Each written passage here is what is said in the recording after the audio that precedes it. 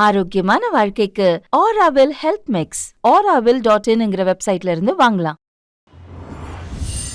நீ எப்படி வந்த? என் மொத்த ஆன்மாவையும் ஜோதியாக்கி அண்டம் விட்டு அண்டம் தாண்டி இந்த பூமிக்கு வந்து சேர்ந்துருக்கேன். நான் போகிறேன். விஎஃப்எக்ஸ் பண்ணி வந்தேன். ஆனால் இப்போ நான் இப்படி விஎஃப்எக்ஸ் பண்ணி தான் வந்திருந்தேன் அப்படின்னாலும் நிஜமாலே இந்த மாதிரி டெலிபோர்ட்டேஷன் பண்ணுறது சாத்தியமா? ஏன்னா நம்மளோட கடைசி குவாண்டம் டனலிங் வீடியோவில் வந்து நிறைய பேர் வந்து டெலிபோர்ட்டேஷன் வீடியோ பற்றி அதை பற்றி சொல்லுங்கள் அப்படின்னு தான் நிறைய கமெண்ட்ஸில் வந்துச்சு. அதனால தான் அதை பற்றி இன்றைக்கி வீடியோவில் பார்க்க போகிறோம். இப்போ விஷயம் என்னென்னா, இப்போ நம்ம நிறைய கேள்விப்பட்டிருப்போம், இந்த சித்தர்கள்லாம் நிறைய சித்து விளையாட்டுகள்லாம் தெரியும். அதில் ஒன்று தான் அவங்களுடைய மொத்த ஆன்மாவையும் அப்படியே ஜோதியாக்கி ஒரு இடத்துலேருந்து இன்னொரு இடத்துக்கு போவாங்க. அதாவது அண்டம் விட்டு அண்டம் தாண்டி போவாங்க. அப்புறம் அந்த படங்கள்லாம் பார்த்துருப்போம், டாக்டர் ஸ்ட்ரேஞ்ச்லாம் ஒரு இடத்துல இன்னொரு இடத்துக்கு அப்படியே மறைஞ்சு போவார்.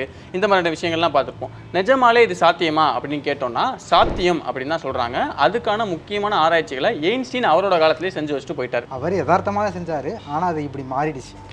அதுக்கப்புறமா எயின்ஸ்டீனுக்கு அப்புறமா நிறைய விஞ்ஞானிகள்லாம் வந்து அதில் நிறைய ஆராய்ச்சிகள்லாம் பண்ணாங்க.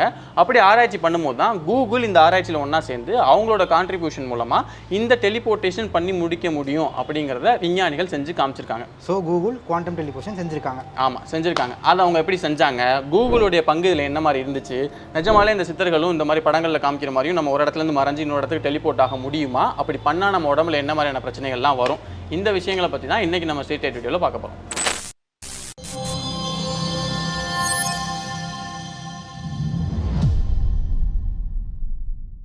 இந்த குவாண்டம் டெலிபோர்ட்டேஷன் பற்றி தெரிஞ்சுக்கிறதுக்கு நம்ம ரெண்டு முக்கியமான விஷயங்களை பற்றி தெரிஞ்சுக்கணும். அதை தெரிஞ்சுக்கிட்டாலே கிட்டத்தட்ட இந்த டெலிபோர்ட்டேஷனை பற்றி நம்மளால் புரிஞ்சுக்க முடியும். முதல்ல வார்ம் ஹோல், ரெண்டாவது குவாண்டம் என்டாங்கிள்மெண்ட். ஓகே, இதில் குவாண்டம் என்டாங்கிள்மெண்ட் பொறுத்த வரைக்கும் நம்ம குவாண்டம் டனலிங் வீடியோலேயே இந்த குவாண்டம் ஃபிசிக்ஸ்னால் என்ன, இந்த அது முக்கியமான விஷயங்கள்லாம் நிறைய பேசியிருப்போம். அதில் குறிப்பாக இந்த வீடியோவுக்கு தேவையான விஷயங்கள்லாம் நம்ம பின்னாடி பார்ப்போம். முதல்ல இந்த வார்ம் ஹோல்னா என்ன, இதுக்கும் இந்த குவாண்டம் டெலிபோர்ட்டேஷனுக்கும் என்ன சம்மந்தங்கிறத பார்த்துக்கலாம். முதல்ல வார்ம் ஹோல்னா என்ன? நம்ம இதுக்கு முந்தின வீடியோவில் பார்த்துருப்போம். நியூட்டன் கிராவிட்டிக்கான பேசிக்கான ரூலை வகுத்து வச்சிருப்பாரு. அதில் சில சிக்கல்லாம் இருந்துச்சு. அந்த சிக்கல்லாம் நிவர்த்தி பண்ணி ஏன்ஷியன் புது ரூலை கொண்டு வராரு. அதில் அவர் என்ன சொன்னார்? அதில் என்ன சொன்னார்னா, இப்போ வந்து நம்ம பெரிய பேரண்டமே வந்து ஸ்பேஸ் அண்ட் டைம் அப்படிங்கிற ரெண்டு விஷயத்தால் தான் ஆயிருக்கும். இப்போ இந்த ஸ்பேஸ் டைமில் வந்து ஒரு ஆப்ஜெக்ட் இருக்குது அப்படின்னா அந்த ஆப்ஜெக்டுடைய மாசை பொறுத்து அது வந்து அதை வளைக்கும். உதாரணத்துக்கு நம்ம சூரியன் வந்து ரொம்ப ரொம்ப பெரிய மாசான ஒரு ஆப்ஜெக்ட். அப்போ அந்த ஸ்பேஸ் டைமில் நம்ம சூரியன் இருக்கும்போது அது வந்து அந்த ஸ்பேஸ் டைம் ரொம்ப அதிகமாக வளைக்கும். அப்போ அதை சுற்றி அதிகமான கிராவிட்டி இருக்கும். அப்போ நம்ம பூமியை அதோட மாசுக்கு ஏற்ற மாதிரி அது வளைக்கும். இந்த மாதிரி ஒவ்வொரு ஆப்ஜெக்ட்டுமே ஸ்பேஸ் டைமே வேறு வேறு மாதிரி வளைச்சிக்கிட்டு இருக்கும் அப்படிங்கிற மாதிரி அவர் சொல்லியிருப்பாரு. இந்த தியரியெல்லாம் 1915 வந்து பப்ளிஷ் ஆகுது. இது பப்ளிஷ் ஆகி சில வாரங்கள்லேயே இந்த பேர் இருக்கக்கூடியவர் என்ன சொல்கிறாருன்னா, உங்களோட ஈக்குவேஷனில் சில தப்பு இருக்குது அப்படின்னு சுட்டி காட்டுறாரு. ஏன்ஷியனோட ஈக்குவேஷனில் சில தப்பு இருக்குன்னு சுட்டி காட்டுறாரு. அதில் அவர் கூறக்கூடிய முக்கியமான தப்பு என்னென்னா, இப்போ ஒரு இடத்துல வந்து மாஸ் ரொம்ப குவிஞ்சிக்கிட்டே இருக்குன்னா அந்த இடத்துல ஸ்பேஸ் டைம் அதிகமாக பெண்ட் ஆகி அந்த இடத்துல கிராவிட்டி வந்து இன்ஃபினிட்டியாக இருக்கும், டைம் ஜீரோவாக இருக்கும். அந்த டைம் ஒர்க்கே ஆகாது. எந்த ஒரு ஃபிசிக்ஸ் லாவுமே அந்த இடத்துல அப்ளிகபிள் ஆகுது. அப்படி ஒரு இடம் இருக்குங்கிறத வந்து அவர் சுட்டி காட்டுறாரு. இதை பார்த்து கடுப்பான ஏன்ஷியன், என்னோட ஈக்குவேஷனில் ஃபிசிக்ஸே ஒர்க் ஆகாத இடமா, அப்படி ஒன்று இருக்கக்கூடாதுன்னு சொல்லிட்டு அவரோட ரோசன்பர்க்ங்கிறவரை கூட்டு சேர்த்துட்டு அந்த ஈக்குவேஷனில் சின்னதாக ஒரு மாடிஃபிகேஷன் கொண்டு வராரு. அந்த மாடிஃபிகேஷன் பண்ணியுமே ஒரு இடத்துல அதிகமாக மாசு இருக்கக்கூடிய ஒரு பொருள் வந்து சேர்ந்துக்கிட்டே இருந்துச்சுன்னா ஒரு குறிப்பிட்ட மாசுக்கு அடுத்து அந்த இடத்துல ஒரு துளை உருவாகும். அதுதான் பிளாக் ஹோல்னு டேர்ம் பண்ணுறாங்க, பின்னாடி தான் டேர்ம் பண்ணுறாங்க. அடுத்து இதே மாதிரி இன்னொரு பிளாக் ஹோல், ரெண்டு பிளாக் ஹோல் ஒன்றா ஜாயிண்ட் ஆகிறது தான் வார்ம் ஹோல்னு டிரைவ் பண்ணுறாங்க. என்னதான் வார்ம் ஹோலை பற்றின தியரி இருந்தாலும் அதை இது வரைக்கும் யாருமே பார்த்ததில்லை. பட் அந்த வார்ம் ஹோல்குள்ளே பூந்துட்டா ஒரு பிரபஞ்சத்துலேருந்து இன்னொரு பிரபஞ்சத்துக்கு நொடி பொழுதிலே போயிடலாம் அப்படிங்கிற மாதிரி தியரியெல்லாம் டெவலப் ஆகி அப்படியே இருக்குது. ஆனால் அப்படி போகணுன்னா அதில் சில சிக்கல்லாம் இருக்குல்ல. ஆமாம், 3 முக்கியமான சிக்கல் இருக்குது. ஒன்று என்னென்னா, வார்ம் ஹோல் வந்து ரொம்ப அன்ஸ்டேபிளான ஒரு விஷயம். எப்போ தோன்றுறது எப்போ மறையுதுங்கிறது நமக்கு தெரியவே தெரியாது. அதை ரொம்ப ப்ரீசியஸாக கால்குலேட் பண்ணி நம்ம கண்டுபிடிக்கணும் அது எங்கே தோன்றுறது எங்கே மறையுதுங்கிறது. அது வந்து இப்போதைக்கு டெக்னாலஜி இல்லை. ரெண்டாவது, வார்ம் ஹோல்குள்ளே போகும்போது அதில் கிராவிட்டி அதிகமாக இருக்கிறனால நம்மளை நல்லா நசுக்கி பொடியாக ஆக்கிடும். ஸோ அதெல்லாம் மீறி அதுக்குள்ளே போகணுன்னா நம்ம அந்தளவுக்கு ஒரு ஸ்ட்ராங்கான ஸ்பேஸ்ஷிப்பை பில்ட் பண்ணணும். ஆனால் என்னதான் அவ்வளோ ஸ்ட்ராங்கான ஸ்பேஸ்ஷிப்பை உருவாக்கினாலும் மூணாவது பிரச்சனை ரொம்ப முக்கியமான பிரச்சனை. எஸ், என்னென்னா வார்ம் ஹோல்குள்ளே போக போக அதோட வாய்ப்பகுதி சுருங்கிக்கிட்டே போகும். ஒரு கட்டத்தில் துகளால் தான் அந்த இடத்த தாண்டி போகிற அளவுக்கு ரொம்ப சின்னதாகிட்டே போகும். ஸோ நம்ம என்ன பண்ணணும்னா அதுக்குள்ளே போகணும்னா அந்த வார்ம் ஹோலோட சைஸை வந்து நல்லா இப்படி விரிக்கணுமா? என்ன ரப்பர் பேண்டை விரிக்கிற மாதிரியா? எஸ், கிட்டத்தட்ட அப்படி தான். ரப்பர் பேண்டில் வந்து நம்ம ஒரு எனர்ஜி கொடுத்து அந்த ரப்பர் பேண்டை விரிப்போம். ஆனால் இந்த வார்ம் ஹோலில் நம்ம எனர்ஜி கொடுக்க என்ன ஆகும்னா அந்த வார்ம் ஹோலோட சைஸ், அதோட வாயோட சைஸு குறைஞ்சிக்கிட்டே போகும், இன்னும் ரொம்ப சின்னதாகிட்டே போகும். ஸோ நம்ம என்ன பண்ணணும்னா எனர்ஜிக்கு ஆப்போசிட்டான ஒரு எனர்ஜி, அதாவது ஆன்டி எனர்ஜின்னு ஒன்று கொடுக்கணும். அதாவது நெகட்டிவ் எனர்ஜின்னு சொல்கிறாங்க. அந்த எனர்ஜி வார்ம் ஹோலில் கொடுக்கும்போது என்ன ஆகும்னா அந்த ஹோலோட சைஸ் வந்து இன்க்ரீஸ் ஆகும். அப்படி இன்க்ரீஸ் பண்ணதுக்கு அடுத்து நம்ம அந்த இடத்துல ஸ்பேஸ் கிராஃப்ட்டை வச்சு நம்ம போய்க்கலாம். ஆனால் நம்ம இன்னும் வார்ம் ஹோலே இன்னும் கரெக்டாக ஐடென்டிஃபை பண்ணவே இல்லை. ஸோ அதுக்கப்புறம் இந்த நெகட்டிவ் எனர்ஜி அந்த விஷயங்கள்லாம் இனிமேல் போக தான் நம்ம கண்டுபிடிக்க முடியும். ஓகே, இப்போது வந்து வார்ம் ஹோலுக்குள்ளே போகணுன்னாலே இந்த 3 முக்கியமான பிரச்சனைகள்லாம் இருக்குது அப்படின்னு சொல்லி பார்த்துட்டோம். அப்படி போகணுன்னா இந்த விஷயங்கள்லாம் நம்ம கண்டுபிடிக்கணும் அப்படிங்கிறத பார்த்துட்டோம். இப்படி இருக்கும்போது நம்மளால் ஒரு யூனிவர்ஸ்லேருந்து இன்னொரு யூனிவர்ஸுக்கு போக முடியாது. ஏன்னா வார்ம் ஹோல் தான் நமக்கு தெரியக்கூடிய முக்கியமான ஒரு விஷயமா இருக்குது. இது வழியாக போனால் இன்னொரு யூனிவர்ஸ் வந்துடலாம். அப்போ இதுவே சாத்தியம் இல்லை அப்படிங்கிறப்போ டெலிபோர்டேஷன் எப்படி சாத்தியமாச்சு, அதுக்கு கூகுள் எப்படி ஹெல்ப் பண்ணாங்க அப்படின்னு பார்த்தோம்னா அங்கே தான் 2வது விஷயம் வருது. அதுதான் குவாண்டம் என்டாங்கிள்மெண்ட். எஸ், இதுக்கு முன்னாடி குவாண்டம் டனலிங்கில் குவாண்டம் ஃபிசிக்ஸை பற்றி லைட்டாக பார்த்துருப்போம். அதில் என்ன பார்த்தோங்கிறத கொஞ்சம் சொல்லுங்களேன். அதுலேயுமே அதே மாதிரி எயின்ஸ்டீன் நியூட்டன்லேருந்து ஆரம்பிக்கும். இப்போ எயின்ஸ்டீனை பொறுத்த வரைக்கும் அவருக்கு முன்னாடி வரைக்கும் என்ன சொல்லியிருப்பாங்க அப்படின்னா லைட்டுங்கிறத வந்து வேவ், அதாவது ஒரு அலை மாதிரி தான் செயல்படும் அப்படிங்கிற மாதிரி சொல்லியிருப்பாங்க.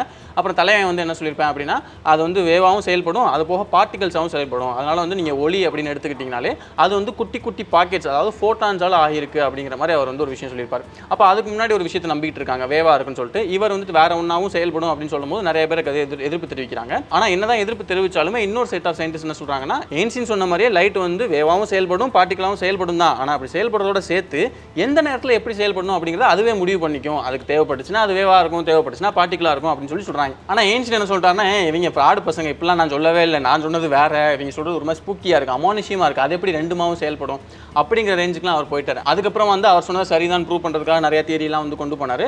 பட் என்னதான் இவர் இப்படி கொண்டு போனாலுமே இன்னொரு செட் ஆஃப் சயின்டிஸ்ட் வந்து இல்லை இந்த இவங்க சொல்றது வந்து கரெக்ட் தான், அதாவது லைட்டுங்கிறது வந்து ரெண்டுமாவும் செயல்படும், எப்போ எப்படி வேணால் செயல்படும் அப்படிங்கிற மாதிரிலாம் சொல்லி அதுக்கப்புறம் அதில் நிறைய ஆராய்ச்சிகள்லாம் நடந்து 2023 நோபல் பிரைஸ் கொடுத்தப்போ எதுக்காக கொடுத்தாங்கன்னா, அதாவது எயின்ஸ்டீன் சொன்னது வந்து தப்பு, இவங்க சொன்னதெல்லாம் கரெக்ட் தான் அப்படிங்கிறத வந்து ப்ரூஃபோட நிரூபிச்சதுக்காக தான் அந்த நோபல் பரிசுலாம் கொடுத்தாங்க. அந்த அளவுக்கு வந்து அது போயிடுச்சு. இப்போ இந்த மாதிரி ஒரு பிரிவு ஏற்பட்டுச்சு இல்லையா எயின்ஸ்டீன் சொன்னதுக்கு அப்புறமா, அப்படி பிரிவு ஏற்பட்டதுக்கு அப்புறம் தான் குவாண்டம் ஃபிசிக்ஸ் அப்படிங்கிற பிரான்ச் வந்து கொஞ்சம் பாப்புலர் ஆகுது.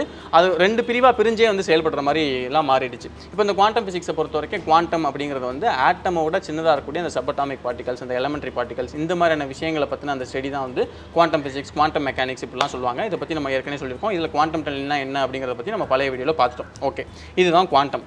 இப்போ இதுக்கும் குவாண்டம் டெலிபோர்ட்டேஷனுக்கும் என்ன சம்பந்தம்? குவாண்டம் ஃபிசிக்ஸில் நிறைய விசித்திரமான செயல்பாடுகள்லாம் நடக்கும். அதில் ஒன்று தான் குவாண்டம் என்டாங்கிள்மெண்ட். குவாண்டம் என்டாங்கிள்மெண்ட் என்னென்னா, ஒரு ஃபோட்டானை வந்து விபிஓ கிறிஸ்டலுக்குள்ளே அனுப்புனீங்கன்னா அது வெளியில் வரும்போது 2 பார்ட்டிக்கலாக வரும். இந்த 2 பார்ட்டிக்கலையும் ஒரே நேரத்தில் மெஷர் பண்ணி பார்த்தீங்கன்னா ஒன்றுக்கு ஒன்று எதிர் ப்ராப்பர்ட்டி தான் வெளிப்படுத்தும். உதாரணத்துக்கு ஒன்று ரைட் சைடில் சுற்றிச்சுன்னா இன்னொன்று லெஃப்ட் சைடில் சுற்றும். இதை வந்து நீங்கள் எவ்வளோ தூரம் தள்ளி வச்சாலும் சரி, ஒன்று எடுத்து பூமியிலையும் இன்னொன்று எடுத்து நிலாலையோ இல்லை செவ்வாய் கிரகத்திலையோ வச்சுட்டு ஒரே டைமில் மெஷர் பண்ணி பார்த்தீங்கன்னா 2த்துலேயும் அப்படியே எதிர் ப்ராப்பர்ட்டி தான் இருக்கும். இந்த ப்ராசஸ்க்கு பேர் தான் குவாண்டம் என்டாங்கிள்மெண்ட். அப்போ குவாண்டம் என்டாங்கிள்மெண்ட், வார்ம் ஹோல், இந்த 2 விஷயமும் உங்களுக்கு தெளிவாக புரிஞ்சிருக்கும்னு நினைக்கிறேன். இது புரிஞ்சுக்கிட்டீங்கன்னா இப்போ நம்ம அடுத்த முக்கியமான விஷயத்துக்கு போயிடலாம். இப்போ இதை பயன்படுத்தி எப்படி கூகுள் குவாண்டம் டெலிபோர்ட்டேஷன் பண்ணி காமிச்சாங்க? கூகுள் இதை டேரெக்டாக பண்ணல. ரிசர்ச்சர்ஸ் வந்து ஆல்ரெடி இதை பற்றி ஆராய்ச்சிலாம் பண்ணிட்டு இருந்தாங்க. அவங்க கூகுளோட குவாண்டம் கம்ப்யூட்டரை யூஸ் பண்ணி இந்த குவாண்டம் டனலிங்கையும் வார்ம் ஹோலையும் சேர்த்து ஒரு டெமான்ஸ்ட்ரேஷன் பண்ணி காமிச்சிருக்காங்க. அதில் அவங்க என்ன பண்ணாங்கன்னா, இந்த குவாண்டம் கம்ப்யூட்டர் எடுத்துக்கிட்டிங்கன்னா இந்த குவாண்டம் கம்ப்யூட்டரில் இன்ஃபர்மேஷன்லாம் கியூபிட்ஸில் தான் ப்ராசஸ் ஆகும். அதாவது நம்ம நார்மல் கம்ப்யூட்டர் எடுத்துக்கிட்டிங்கன்னா அந்த இன்ஃபர்மேஷன் எல்லாமே 1s and 0s ப்ராசஸ் ஆகும். இதை தான் நம்ம பிட்ஸ்ன்னு சொல்லுவோம். அதுவே குவாண்டம் கம்ப்யூட்டரில் அதை வந்து கியூபிட்ஸ்னு சொல்லுவாங்க. இதில் இன்ஃபர்மேஷன் கொஞ்சம் வேறு மாதிரி ப்ராசஸ் ஆகும். இதில் அவங்க என்ன பண்ணாங்கன்னா மொத்தம் 8 செட்ஸ் ஆஃப் கியூபிட் எடுத்துக்கிட்டாங்க. அதில் ஒவ்வொரு செட்டுமே ஒன்னோட ஒன்று என்டாங்கிள் ஆயிருக்கும். அதாவது லெஃப்ட் சைடில் இருக்கக்கூடிய ஒரு கியூபிட் வந்து ரைட் சைடில் இருக்கக்கூடிய ஒரு கியூபிட்டோட என்டாங்கிள் ஆயிருக்கும். அடுத்து என்ன பண்ணாங்கன்னா, ஒரு சைடில் இருக்கக்கூடிய ஒரே ஒரு கியூபிட்டை மட்டும் எடுத்துட்டு அந்த இடத்துல ஒரு டெஸ்ட் கியூபிட்டை வைக்கிறாங்க. இந்த டெஸ்ட் கியூபிட்டில் என்ன இன்ஃபர்மேஷன் இருந்துச்சுன்னா அந்த ரிசர்ச்சர்ஸுக்கு எல்லாத்துக்குமே ஆல்ரெடி தெரியும். இப்படி வைக்கும் போது அந்த இடத்துல இந்த இன்ஃபர்மேஷனில் வந்து எதுவும் கொலாப்ஸ் ஆகிடக்கூடாது, இல்லை உடஞ்சி போயிடக்கூடாதுன்னு என்ன பண்ணுறாங்கன்னா, மேக்னெட்டிக் ஃபீல்டில் கொடுத்து அதை வந்து தொடர்ந்து நான் இருக்கிற மாதிரியே செட் பண்ணிடுறாங்க. அதனால் அது கொலாப்ஸ் ஆகாமல் அப்படியே மெயின்டைன் ஆகிட்டே இருக்கும். இப்படி பண்ணுறது மூலமாக இந்த லெஃப்ட் சைடில் இருக்கக்கூடிய 8 கியூபிட்ஸ்க்கும் ரைட் சைடில் இருக்கக்கூடிய 8 கியூபிட்ஸ்க்கு நடுவில் இந்த ஸ்பேஸ் இருந்தாலுமே அது ரெண்டும் தொடர்ந்து கனெக்ஷன் இருந்துக்கிட்டே இருக்குது. இதை தான் வந்து ஒரு விர்ச்சுவல் வார்ம் ஹோல் மாதிரி அப்படிங்கிற மாதிரி சொல்கிறாங்க. ஏன் அப்படின்னா, இப்போ 2 பிளாக் ஹோலுக்கு நடுவில் அதோட மாஸ் அதிகமாக பிளாக் ஹோல் ஆகுது, அப்போ ரெண்டும் கனெக்ட் ஆகி ஒரு பிரிட்ஜ் மாதிரி இருக்குன்னு சொல்கிறாங்க இல்லையா? அதே மாதிரி நம்ம அதை இங்கே கனெக்ட் பண்ணி பார்க்கும்போது இவங்க என்ன சொல்கிறாங்க அப்படின்னா, 2 பக்கமும் என்டாங்கிள்ட் ஆயிருக்கு. அப்போ இங்கே பக்கம் என்ன இருக்குது, இந்த பக்கம் என்ன இருக்குங்கிற அந்த இன்ஃபர்மேஷன் வந்து தொடர்ந்து ஷேர் ஆகிட்டே இருக்குது. அதனால தான் இது டக்குன்னு திரும்பிச்சுனா கூட இது அதுக்கேற்ற மாதிரி திரும்புன்னு சொல்கிறாங்க. அப்போது இங்கே ஒரு மறைமுகமான ஒரு சுவர், ஒரு டனல் மாதிரி இருக்குது. இது இப்படி இருக்கிறதுனால தான் இதை வந்து இந்த வார்ம் ஹோலோட அப்படியே கனெக்ட் பண்ணிட்டு இது ஒரு விர்ச்சுவல் வார்ம் ஹோல் அப்படிங்கிற மாதிரி சொல்கிறாங்க. கரெக்டாக? எஸ், இது மூலமாக அவங்க என்ன சொல்கிறாங்கன்னா, விர்ச்சுவல் வார்ம் ஹோலை வந்து நம்ம குவாண்டம் கம்ப்யூட்டரில் கிரியேட் பண்ணிட்டோம் அப்படிங்கிறத சொல்கிறாங்க. ஓகே, இப்போ இந்த டெஸ்ட் கியூபிட் அந்த இடத்துல வச்ச உடனே அந்த இடத்துல சுற்றி ஒரு டிஸ்டர்பன்ஸ் நடக்குது. இந்த டிஸ்டர்பன்ஸ் ஒரு சைடில் இருக்கக்கூடிய எல்லா பார்ட்டிகளையும் டிஸ்டர்ப் பண்ணி அதை எல்லாத்தையும் ஒன்னோட ஒன்று குவாண்டம் என்டாங்கிள் ஆக வைக்கும். அதாவது அந்த ஒரு பக்கத்தில் மட்டும் ஃபுல்லாகவே குவாண்டம் என்டாங்கிள் ஆயிடுச்சு. இந்த குவாண்டம் என்டாங்கிள்னால நடந்த ஒரு டிஸ்டர்பன்ஸ் வந்து ரைட் சைடுக்கும் ட்ராவல் ஆகுது. ஏன்னா லெஃப்ட் சைடில் இருக்கிறது ரைட் சைடில் இருக்கிறது ஒன்னோட ஒன்று குவாண்டம் என்டாங்கிள்மெண்ட் ஆல்ரெடி ஆகியிருக்கு. ஸோ இந்த சேஞ்சஸ் எல்லாமே அப்படியே ரைட் சைடில் டிரான்ஸ்மிட் ஆனதும் அங்கே ஒரு மாற்றம் நடக்குது. என்ன மாற்றம்னா, நம்ம ஒரு சைடில் ஒரே ஒரு டெஸ்ட் கியூபிட் வச்சோம்ல, அதே மாதிரி ஒரு டெஸ்ட் கியூபிட் அந்த பக்கமும் வந்து நிற்கிது. இது மூலமாக என்ன நடக்குதுன்னா ஒரு இந்த டெஸ்ட் கியூபிட் வந்து விர்ச்சுவலாக அந்த ஸ்பேஸ் வழியாக ட்ராவல் ஆகி அந்த சைடு அப்பியர் ஆயிருக்கு. அதாவது இங்கே இவங்க உருவாக்கி வச்ச அந்த விர்ச்சுவல் வார்ம் ஹோல் மூலமா இந்த இன்ஃபர்மேஷன் டெலிபோர்ட் ஆயிருக்கு இன்னொரு பக்கம் அப்படின்னு சொல்கிறாங்க. ஆமாம். சரி, இன்ஃபர்மேஷனை டெலிபோர்ட் பண்ணிட்டீங்க, மனுஷனை டெலிபோர்ட் பண்ண முடியுமா? அதுக்கான சான்ஸ் இருக்குது. என்னன்னா இப்போ நம்ம இதில் ஆயிருக்கோம் நிறைய ஆட்டம்ஸால் உருவாகிருக்கும். இந்த ஆட்டம்ஸை பிரித்து பார்த்தீங்கன்னா உள்ளே எலக்ட்ரான் ப்ரோட்டான் மாதிரி நிறைய குட்டி குட்டி நிறைய சப்பாட்டாமிக் பார்ட்டிகல்ஸ் இருக்கும். இப்போ அந்த பார்ட்டிகல்ஸில் எடுத்துக்கிட்டிங்கன்னா அந்த பார்ட்டிகல்ஸில் மொத்தம் மூணு விஷயம் தான் இருக்குது. ஒன்று வந்து அதோட பொசிஷன், அதாவது அது எங்கே இருக்குங்கிறது. ரெண்டாவது அதோட மாஸ் வெலாசிட்டி, அதாவது அது நிறையும் அது எந்த திசையில் எவ்வளோ வேகத்தில் போயிட்டுருக்குங்கிற இன்ஃபர்மேஷன். மூணாவது அது எப்படி சுற்றிட்டு இருக்கு, இதை வந்து ஸ்பின் நம்பர்னு சொல்லுவாங்க. இந்த 3 இன்ஃபர்மேஷன் இருந்தாலே நம்ம இங்கே இருந்துட்டு செவ்வாய் கிரகத்தில் ஒரு பார்ட்டிக்கலை உருவாக்கலாம். பூமியில் ஒரு பார்ட்டிக்கல் இருக்குன்னா அதே மாதிரி ஒரு பார்ட்டிக்கலை செவ்வாய் கிரகத்தில் நம்மளால் ஈஸியாக உருவாக்கிட முடியும். ஸோ ஒரு மனுஷனை எடுத்துக்கிட்டு அவனோட உடம்புல இருக்கக்கூடிய எல்லா பார்ட்டிக்கல், ஆட்டம் தாண்டி நியூட்ரான், ப்ரோட்டான், இந்த மாதிரி எலக்ட்ரான், இந்த மாதிரி எல்லா பார்ட்டிக்கலும் எந்த ஸ்பீடில் இருக்குது, எந்த பொசிஷனில் இருக்குது, அது என்ன மாதிரி ஸ்பின் ஆகுதுங்கிற எல்லா விஷயத்தையும் ஸ்கேன் பண்ணணும். ஸ்கேன் பண்ணிவிட்டு அந்த டேட்டாவை இப்போ நம்ம பார்த்தோம் குவாண்டம் டனலிங், குவாண்டம் டெலிபோர்ட்டேஷன் மூலமாக டேட்டாவை ட்ரான்ஸ்மிட் பண்ணுறாங்களே, அந்த மாதிரி ஏதோ ஒரு ப்ராசஸ் மூலமாக குவாண்டம் ப்ராசஸ் மூலமாக ட்ரான்ஸ்மிட் பண்ணிவிட்டு அந்த இன்ஃபர்மேஷன் படியே அங்கே இருக்கக்கூடிய ஒவ்வொரு எலக்ட்ரானும் ஒவ்வொரு ப்ரோட்டானையும் அரேஞ்ச் பண்ணோன்னா அந்த இடத்துல இங்கே இருக்கிற மாதிரியே ஒரு மனுஷன் உருவாகிடுவான். கேட்குறது ரொம்ப ஈஸியாக இருக்குல்ல? அதாவது என் உடம்புல இருக்கக்கூடிய எல்லா ஆட்டம்ஸ் ரீட் பண்ணி அதை வந்து நீங்கள் புதுசாக உருவாக்க போகிறீங்க. இதில் ஒரு சிக்கல் இருக்குது. என்ன சிக்கல்னா, ஃபஸ்ட்டு ஒரு சிக்கல் தான் இருக்குது. ஒரு சிக்கலில் சில சிக்கல் இருக்குது. அதில் ஃபஸ்ட்டு என்னென்னா ஒரு மனுஷனை ஸ்கேன் பண்ணணும். அப்படி ஸ்கேன் பண்ணணும்னா ஒவ்வொரு பார்ட்டிகளும் அவனோட உடம்புல இருந்து தனித்தனியாக பிரித்து எடுத்து ஸ்கேன் பண்ணணும். ஒவ்வொரு ஆட்டமாக எடுத்தோம்னா நான் சாக தான் வேணும். அப்படி தான் நடக்கும். அப்படி ஸ்கேன் பண்ணதுக்கு அடுத்தது திரும்ப அதே மாதிரி அந்த பார்ட்டிகளை இன்னொரு இடத்துல அரேஞ்ச் பண்ணணும். ஸோ இதுக்கு நடுவில் கேப்பில் ஒரு பிரச்சனை என்னென்னா, ஃபஸ்ட் இந்த உலகத்தில் இருக்கக்கூடிய எல்லா பீச்சில் இருக்கக்கூடிய மணல்லாம் கொட்டி வச்சிங்கன்னா ஒரே இடத்துல எவ்வளோ எண்ணிக்கை இருக்கும்? நான் விஜய்க்கு அந்த மாதிரி இப்படி அந்த எண்ணிக்கையை விட காட்டிலும் ஒரே ஒரு மண் துகள் இருக்கக்கூடிய ஆட்டத்தோட எண்ணிக்கை ரொம்ப ரொம்ப அதிகம். ஆட்டமோட எண்ணிக்கை ரொம்ப ரொம்ப அதிகம். அப்படி பார்க்கும்போது இந்த மனுஷனோட உடம்புல நம்ம கற்பனவே பண்ணி பார்க்க முடியாத அளவுக்கு ஆட்டத்தோட எண்ணிக்கை இருக்குது. அப்போ இந்த ஆட்டத்தில் இருக்கக்கூடிய எல்லா ப்ராப்பர்ட்டியும் கம்ப்ளீட்டாக ஸ்கேன் பண்ணி அதை ஸ்டோர் பண்ணி வைக்கிற அளவுக்கு நம்மக்கிட்ட டேட்டா ஸ்டோரேஜ் இல்லை. ஆனால் நீங்கள் ஸ்டோர் பண்ணி வைக்க தேவையில்லை. அப்படியே ஸ்கேன் பண்ணி அங்கே கொடுத்துட்டீங்க அப்படின்னா நீங்கள், ஏன்னா நம்ம குவாண்டம் டனலிங் மூலமாக அந்த இன்ஃபர்மேஷன் பண்ணியிருக்கோம், அதுக்கப்புறம் இந்த குவாண்டம் டெலிபோர்ட்டேஷனில் சக்ஸஸ்ஃபுல்லாக பண்ணியிருக்கோம். அப்போ இந்த இன்ஃபர்மேஷன் அப்படியே அங்கே கொண்டு போய் கொடுத்துடலாம்ல? சரி, ஓகே. இந்த இன்ஃபர்மேஷன் அப்படியே நீங்கள் சொல்கிற மாதிரி ட்ரான்ஸ்போர்ட் பண்ணிட்டோன்னு வச்சுக்கோங்க. அந்த இடத்துல அந்த இன்ஃபர்மேஷனை வச்சு இன்னொரு ஆட்டத்தை அங்கே பில்ட் பண்ணணும். அதாவது ஒவ்வொரு ஆட்டமும் அடுக்கி ஒரு மனுஷனை பில்ட் பண்ணணும்.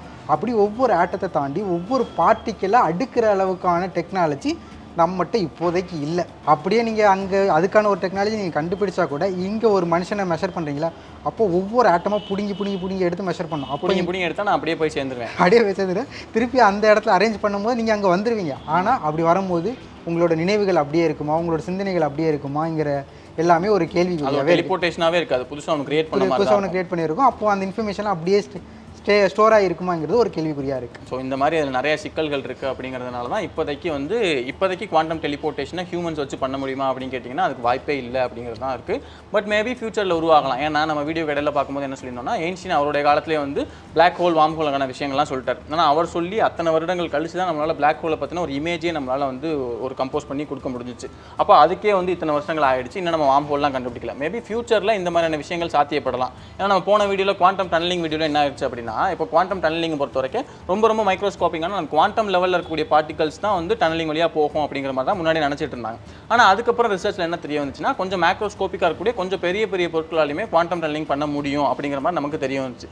இந்த மாதிரி அடுத்தடுத்த ஆராய்ச்சிகளுடைய விளைவாக நமக்கு வந்து இந்த விஷயங்கள் பற்றின அடுத்தடுத்த விஷயங்கள் மாதிரி தெரிய வரலாம். மேபி மனுஷனே டெலிபோர்ட் உடனே பண்ண முடியலன்னா கூட இதோடைய அடுத்தடுத்த அட்வான்ஸ்மெண்ட் மேபி போக நடக்கலாம். ஆனால் பாஸ்ட்ல இந்த டெக்னாலஜி இருந்திருக்கிறதா சில சித்தர்கள் வந்து எழுதி வச்சிருக்கிறதா சொல்கிறாங்க. அதாவது சில சித்தர்கள் வந்து அப்படியே ஒளி உருவத்தில் மாதிரி ஒரு அண்டத்துலேருந்து இன்னொரு அண்டத்துக்கு ஸ்டார்டிங்கில் வந்து அந்த மாதிரி இன்னொரு அண்டத்துக்கு போனதாக கதைகள் இருக்குது. பட் அது உண்மையாங்கிறது தெரியல. அப்படி ஏதாவது ஒரு டெக்னாலஜி இருந்தால் மக்களை பேரிடர் வந்து காப்பாற்றுறதுக்கு ரொம்ப யூஸ்ஃபுல்லாக இருக்கும். அந்த டெக்னாலஜி இருந்தால் நமக்கு கிடைச்சா இன்னும் நல்லாயிருக்கும். அவர் என்ன சொல்கிறாரு அப்படின்னா, இந்த இயற்கை பேரிடர்கள், இந்த போர் வருது, இந்த மாதிரியான சமயங்களில் அங்கே இருக்கக்கூடிய மக்கள்லாம் அப்படியே டெலிபோர்ட் பண்ணி வேறு இடத்துக்கு கொண்டு வந்துடலாம் அப்படிங்கிற மாதிரி அவர் சொல்கிறாரு.